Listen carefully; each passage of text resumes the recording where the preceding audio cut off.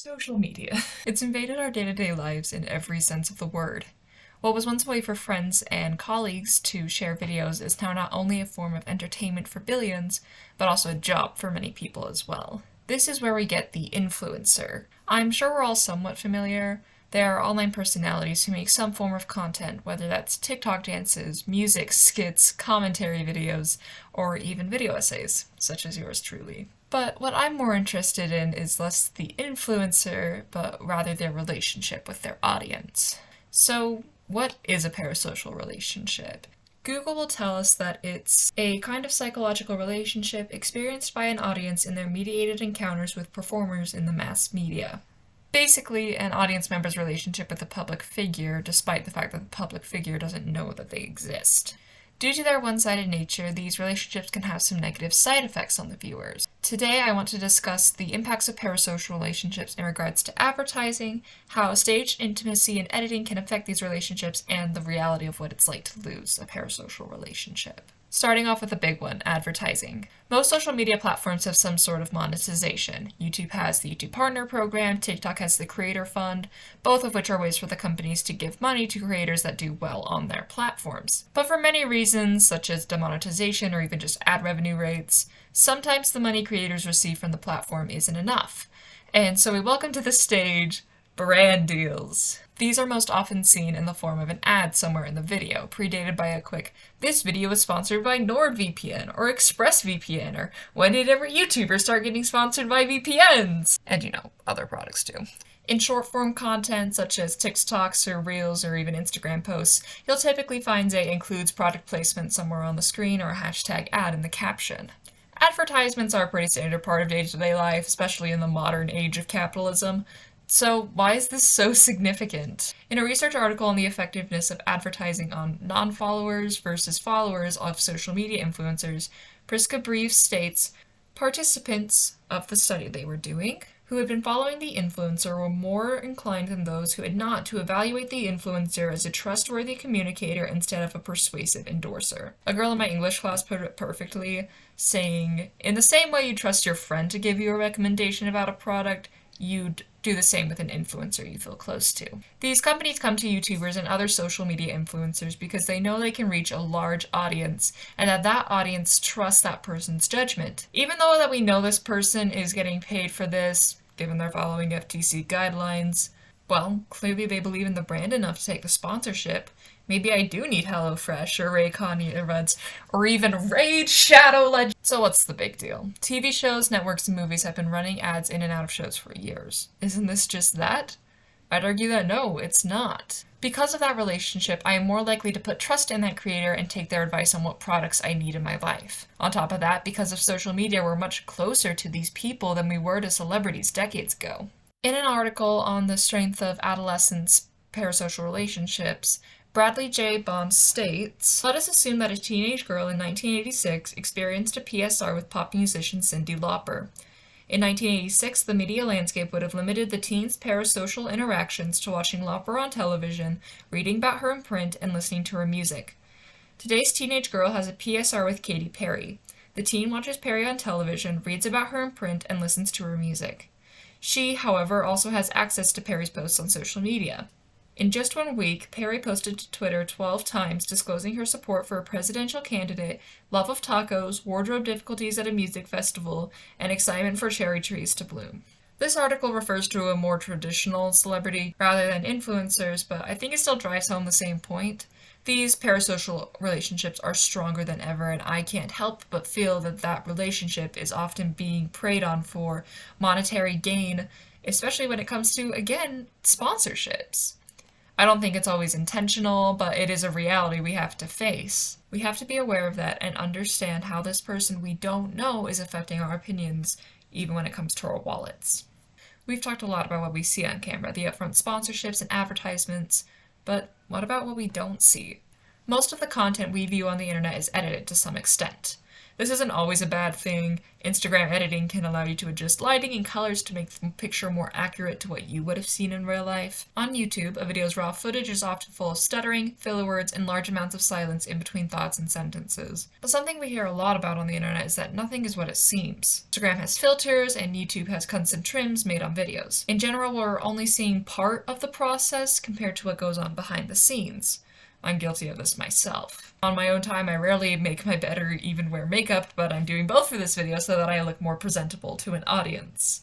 Or the clip you saw of me walking in and sitting down, I had to take that like 3 times. I'm not pointing this out as a way to say that all content creators are manipulating their footage just to lie to you, though granted, some of them are. Instead, I want to point out that we are seeing an edited, very specific version of these people. As the YouTuber, Instagrammer, or whatever platform you use, you get to decide exactly what the audience does and does not see. This is where we get things like performative intimacy, this idea of leaving in things such as setting up cameras, taking a deep breath, and more to make it feel more real to the viewer. The goal is to make the viewer feel closer to you, as if you're having a real conversation with them. This increases the parasocial relationship and encourages the viewer to interact with this individual. Now, up to this point, I've looked at this from a viewer's perspective, but let's take a moment and view these relationships from an influencer's perspective.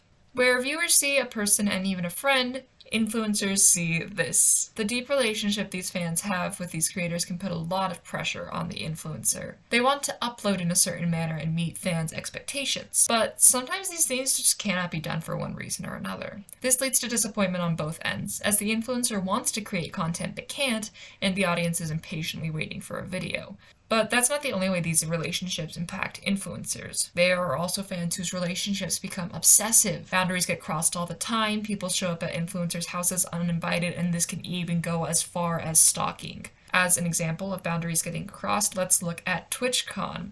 A fan showed up to the convention with a shirt of online personalities Dream and George Not Found doing, something not safe for work, let's put it like that. Said fan then approached the two and asked what they thought about it. I cannot even imagine how awkward and horrifying that would be as a creator, but it's also just uncomfortable for everyone involved. Even though these kinds of people are in the minority, it's still a huge problem. And even though they may feel very close to the creator, they are at most a profile picture and a handle. Okay, look, I've been really negative up to this point. I have these feelings for a reason, which we will discuss later, but I'll bite. Is there something good that can come out of these relationships? The obvious answer is yes, there is. This is not a black and white topic. There are nuances, and I'd be remiss not to discuss the other side of this argument. For one, there's the obvious that these people in these relationships help get viewers through hard times. In thousands of comment sections across YouTube especially, you'll often find comments along the lines of, "Thank you so much, you saved my life," or "I'm in a really hard situation and your videos helped me smile today. Here are just a few I found." Even with all my pessimism on the topic, I've been that person as well. During a period last year where my health tanked, I clung to LD Shadow Lady, one of my favorite YouTubers, as a lifeline to distract me from how miserable I was feeling. In addition to this, Dan Howell's video, "We Are in a Relationship," brings a lot of great points to this argument, several of which are positive. I'll link the video in the description, but one point in the video I thought was interesting was, "And for the record, these are real relationships. They're just imbalanced, potentially problematic ones. People usually sum it up as, but you don't even know them." And that's not true. Basically, everyone watching this right now knows me better than half of my friends and my entire family. I'll see a childhood friend on my birthday and they'll be like, "Oh, hi Dan, got you a purple t-shirt. It's your favorite color, right? Purple?" No! Anyone who follows me on Twitter knows everything about my life. My grandma frequently isn't sure if I'm actually alive. This was something I dismissed up to now, but he does have a point. I've uploaded a handful of YouTube videos myself, and my opinions and thoughts are front and center in most of those. Heck, if you watched the video I made on Littlest Pet Shop a few weeks ago, you probably know more about my childhood than some of my friends do. However, while these points are valid and it's important to discuss them, I still want to drive home the fact that we only see a certain side of these people.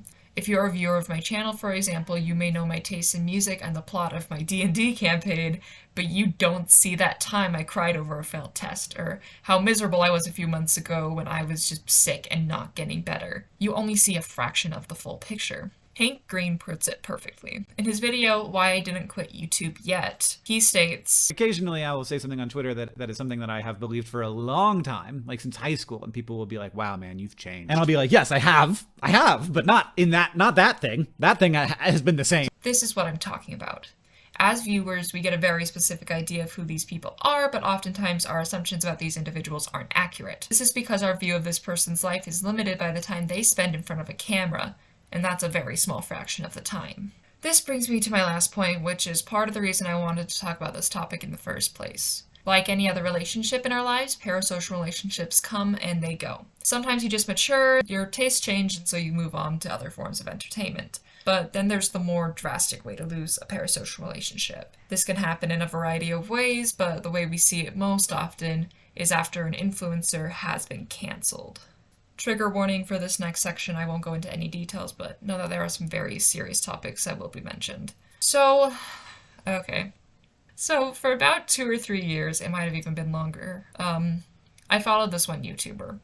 I won't say their username as I don't want to draw attention to this individual, but this YouTuber posted a lot about their original characters and writing in general. That resonated a lot with me. Not only were these topics I loved myself, but they were things that for various reasons I just couldn't talk about with people in my personal life.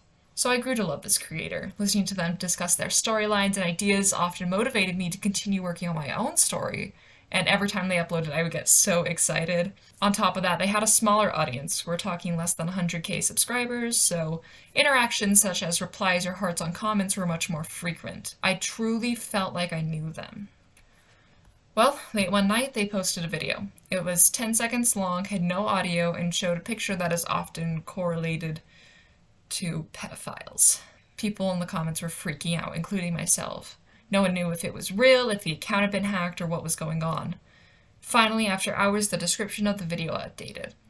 It read, "I'll post something on my Tumblr tomorrow explaining everything." And so they did. The post was long and honestly sickening. This YouTuber I had adored as a child had outed themselves as a pedophile. I was absolutely disgusted, as were many of their fans, and it hurt to realize that someone I had looked up to for so long was such a terrible person. Unfortunately, I'm not the only person to experience this sort of situation. Several other YouTubers and influencers have been exposed for their toxic and downright awful behavior, and it's truly a grieving process trying to sort out your emotions. There's often a regret that happens as you think back on all the times that you spent watching and listening to them, because it's hard to lose any relationship, even the ones where they don't know you exist. Literally just talking about this, I'm like shaking, like I can feel like chills. I'm not trying to say that every YouTuber or influencer you follow is going to turn out to be a terrible person, but rather that we only know so much. These people have other motives, whether it be money, clout, or a space to showcase their talents. Whereas viewers want a friend, someone who shares an interest. I think one of the biggest questions now is, what can we do? Let's start with advertising. One of the best things we can do is encourage people to disclose ads and follow FTC guidelines. The "this video is sponsored by" plays a huge part in keeping people aware of intents and practices. Not disclosing these things is not only manipulative to an audience, but it's also often illegal as well. The other thing is to just be aware of how everything on the internet is edited. It's not hard to see when there's a jump cut or an edit in a video, and even Instagram often tells you which filters are being used. And when it comes to boundaries and relationships ending, I'd say take a step back. Evaluate what happened, either on your end or theirs, and figure out the best road to take from there. Move on and remember that what's important is how you react now. As a kind of final point to sum this all up, I want to address the fact that this awareness I've been preaching this whole video is kind of already happening. And that's great. I went to my Instagram a couple of weeks ago and asked, have you ever bought something an influencer recommended? And if so, why? I'll put the Excel sheet up on the screen. It's kind of a mess, but you can still see my results. 18 people said they bought something from an influencer, but 6% specified it was merch. As for why, there's a variety of reasons. Some people thought it was useful, some just wanted to support the creator and like the product. My personal favorite response was, he was selling hot chocolate. I had no choice. Once they had responded to those first questions, I asked, do you feel you know a lot about this creator? The options they could choose were yes, no, and I also put in kind of, just to kind of cover all my bases. Most people chose kind of, which I thought was surprising. I figured most people would choose yes. But There's that understanding that I was talking about, that people are aware that they don't see everything. And that awareness is a good thing. Social media has torn down the barrier between the fan and the celebrity, and even more so with an influencer who publicly puts their hobbies, opinions, and sometimes very personal parts of their lives on social media for clicks and views. Despite the issues I've talked about here, we can't erase these relationships, and we can't erase social media either. But I urge you to be aware of how these relationships are affecting your thoughts and opinions. Be aware of how you react to certain news and information from these people, and understand that when it comes to the internet, not everything is always as it seems. It is perfectly possible to have healthy parasocial relationships with all of the media personalities in your life. You just have to check yourself.